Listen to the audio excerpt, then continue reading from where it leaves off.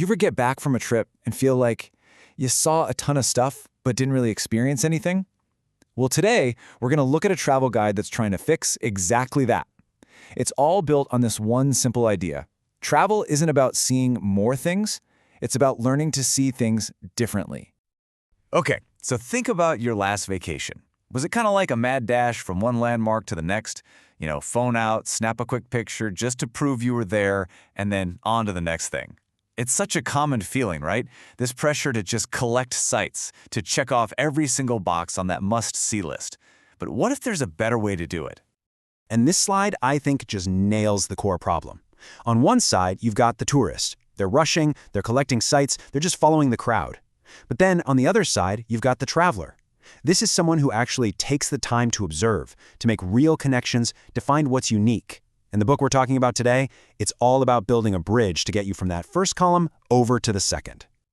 So that bridge, it comes in the form of a book called Hong Kong Walks. And listen, this is not your typical travel guide. It doesn't just tell you where to go. Instead, it's designed to teach you how to actually be in a place. The book itself is this really cool mix. It's part travel memoir, so it has this personal, almost friendly feel, and it's also a super practical guide. The whole thing is built around 20 totally unique, intimate walks that are designed to take you deep, deep into the city's fabric. The whole thing is really built on this idea of slow travel. But listen, this isn't just about, walking at a snail's pace. It's a whole philosophy. It's about turning travel from something you just do into an active practice of paying attention, of really observing and making a genuine, meaningful connection with the place you're in. And this quote, this really gets to the heart of it all. The book calls its approach a practice of attention, return, and gentle civic care. And that last part, gentle civic care, that is so important. It's this idea that we're not just visitors passing through. We actually have a role to play, a way to contribute to the places we're lucky enough to experience. Okay, so how does the book actually do this? How does it turn a simple walk into something so profound?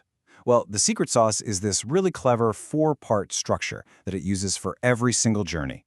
So every single walk is broken down into these 4 key stages. First, you arrive, you get your bearings. Then the book encourages you to linger, to actually stop and just observe what's around you. From there, you have an encounter, which is often with a local guide. And then finally, every walk wraps up with a ritual, which is designed to help you process and really lock in the experience.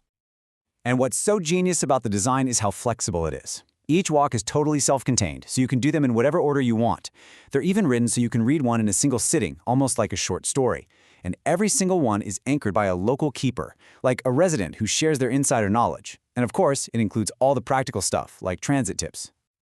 Okay, now let's zoom in on what I think is the most fascinating part of this entire approach, and that is the power of ritual. Honestly, this is where the book goes from being just a good idea to something that could be truly transformative. It all starts with something really small. For each one of the 20 walks, the book invites you to carry one specific object with you. I know, it sounds super simple, right? But this one little object acts like a physical anchor. It focuses your attention and it primes your senses to notice all these little details you would have absolutely watched right past otherwise. Then, during that encounter phase, you meet a local keeper, maybe a shop owner, an artist, someone who's lived there forever. And they don't just feed you a bunch of facts. They teach you what the book calls a civic habit. This is like a small, local custom or practice that plugs you right into the community. It makes you feel like a participant, not just a spectator looking from the outside. And it all leads up to this, one simple ritual that you perform at the very end of the walk. See the object you carried, the habit you just learned, it all comes together in this one final action. And that's the thing that solidifies the whole lesson. It turns what could have been just a fleeting memory into a real, tangible experience.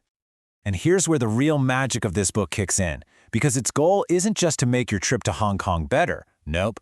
It's about giving you a whole new set of tools that you can use long after you get back home. The whole point, the ultimate goal, is for you to bring these habits of attention and care back home with you. The idea is to take what the book calls the dignity of travel and apply it to your everyday life.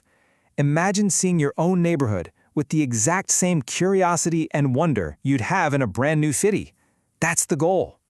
There's this one last quote that I think just perfectly sums it all up. It calls the book a ledger of small returns. And that's exactly what this practice creates. It's not about a photo album filled with huge epic sights.